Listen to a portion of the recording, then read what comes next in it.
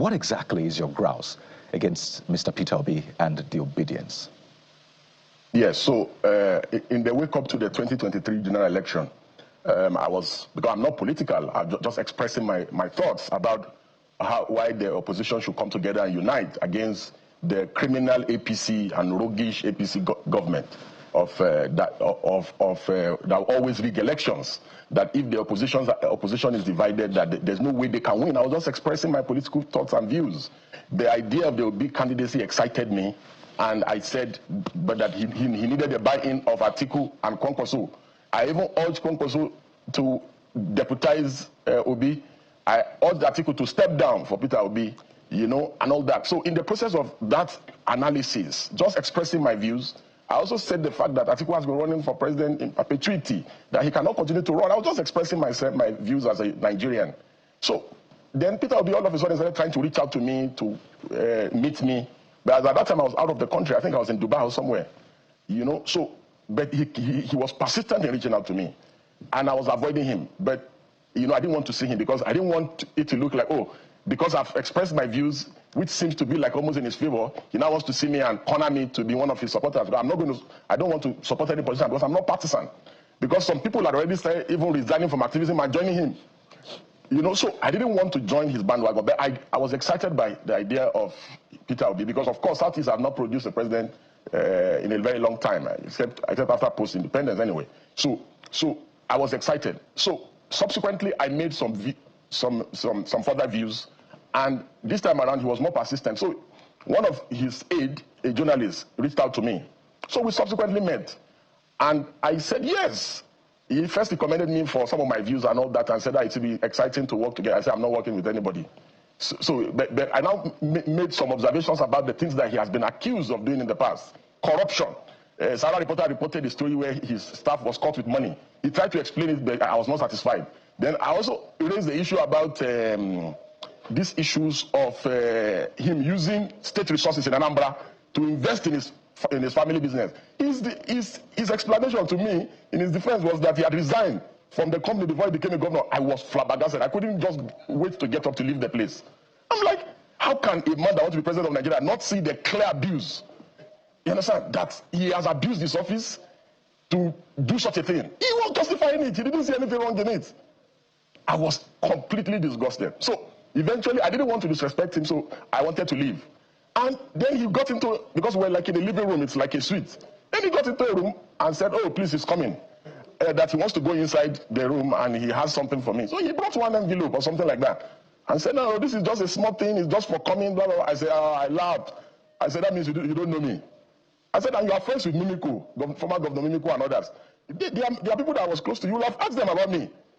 If we do anything because of conviction, it's even me that will bring out of my money and support you. So he kept insisting that it's not like that, it's not what I'm thinking. I said, God forbid, I left. So, however, I never revealed what happened to anyone. So I remember vividly, he went to, was it Egypt, to inspect some power or something, at the peak of the Ekiti election, when his candidate in the Labour Party was running. So I criticized and said, you should be in Ekiti and not in Egypt. And I said, because you want to be president, you must go and campaign for your candidate and try to win his aides. Some of these young boys that are around him started insulting me, that the reason why I'm criticizing him now is because that I was saying that he was okay, he was good. That the reason why I'm criticizing him now is that I brought a proposal to him and I demanded, is it 200 million or something? And that he told me that. I said, me? And these are his close aides. So they started doing that. So I said, because I had observed the pattern about them, that they terrorize people online, insult people, slander people. His mob, his obedient mob, were practically uncontrollable during the last election.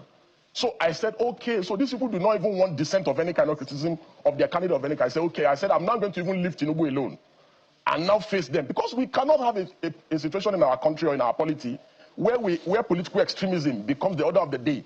And Nigerians are living witnesses to the things that eventually happened to the build-up of the last election. We have never had this kind of toxic political experience. Aside the Buharis, after the Buharis, the obedient mob is the most toxic political movement that we have ever witnessed in this country. They threaten Supreme Court judges, Court of Appeal Court judges, threatening artists, threatening Professor Wale Soyinka, insulted everybody in this country because of Peter. And so, what are the things I said? Everything I said is true. In a civil suit or criminal suit of defamation, justification, truth is a defense. What are the things I said? I said he's a political fraud, that he's paraded himself as a messiah. Of course, he is a political fraud. Didn't he swear that he will never leave Abga? That any day he leaves Abga, let something which I want to say on TV. Then he left Abga. The only thing that I forgot to say, among the things that he should now add to his defamation suit, is that he's a political prostitute. Hobnobbing. And look at what he said about the people that he wanted to defeat in the last election. He said they operate a structure of criminality, but today he's with them. He has one leg in PDP, they are discussing with him, another leg in ADC, and he's still a member of Labour Party. Confused politician. So yes, nobody has ever met Peter Obi and did not want to beat him again and again and again. You lied. A fat lie. That being said, Deji and Deji, you have never supported any political party. These PDP boys don't cease to amaze me. You have never supported any political party. Piaro. Oh, precious Captain. I actually wanted to do this video shouting, telling you, my leader, I'm disappointed in you, but now, on the second thought, now prayers we owe you. Now prayers, all of us go gather, pray for you. For whatever that thing, that hate is in your heart, God need to purge it away. Because this one here, Chris, this level of anger, now be waiting that the co-assistance, Chris. How can you hate a man that has done nothing to you this much? For the government that have ruined millions of lives, you don't have a problem with them. You people, I don't know, but you never cease to amaze me. Peter Obi offered you bribe. Peter Obi is the talk another thing. Obi does not give shish. People that know him, even his enemies, and they watch this video, they will laugh at you. People will say, no, Deji did not try. We all know this man gives no shish. You went there sit down with for 2 hours. Campaign period 2023. Did he even have time to sit with his team members for 2 hours? Sat with Deji. God will heal all of you. Broken children, God will heal you people. You told Peter Obi, I triple dare him to sue me. And Okute said, all right. Off we go. He go bring evidence from 2022. They wait till they come. Nobody has monopoly of madness. Said the man they keep on quiet. No me say be momo. And then don't sue you. You become as restless as an Aida. Everywhere interview. No beg. Sorry, no beggar for you.